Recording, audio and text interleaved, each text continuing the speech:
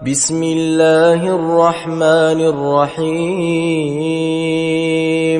والمرسلات عرفا فالعاصفات عصفا والناشرات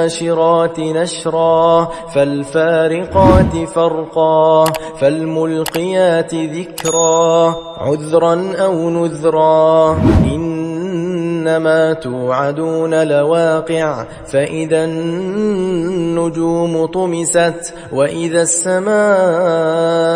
فرجت وإذا الجبال نسفت وإذا الرسل أقتت لأي يوم أجلت ليوم الفصل وما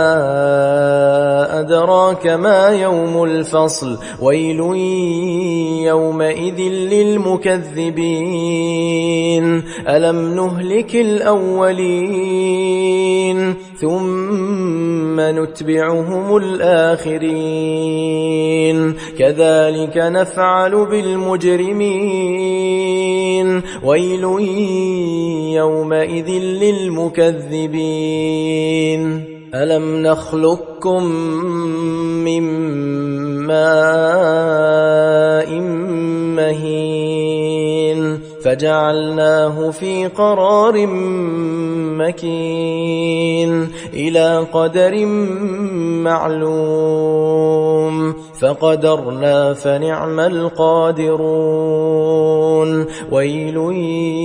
يومئذ للمكذبين ألم نجعل الأرض كفاتا أحياء وأمواتا وجعلنا فيها رواسي شامخات وأسقيناكم ماء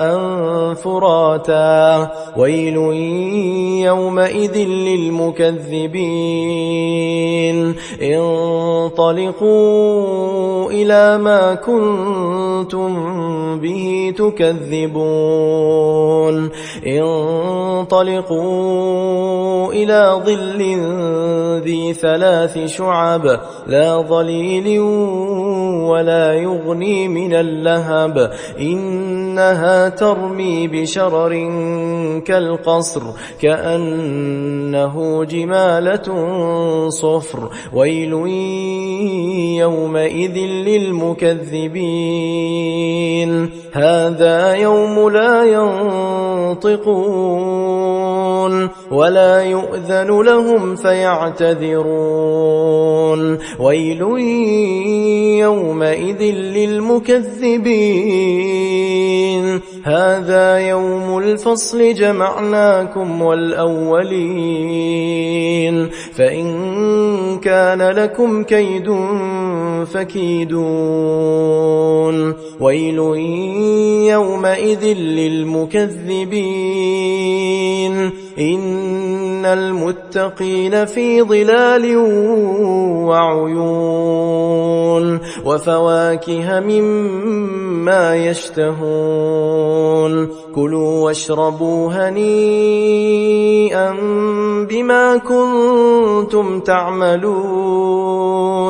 إنا كذلك نجزي المحسنين ويل يومئذ للمكذبين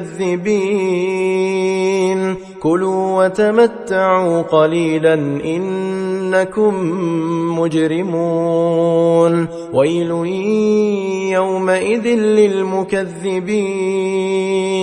وإذا قيل لهم اركعوا لا يركعون ويل يومئذ للمكذبين فبأي حديث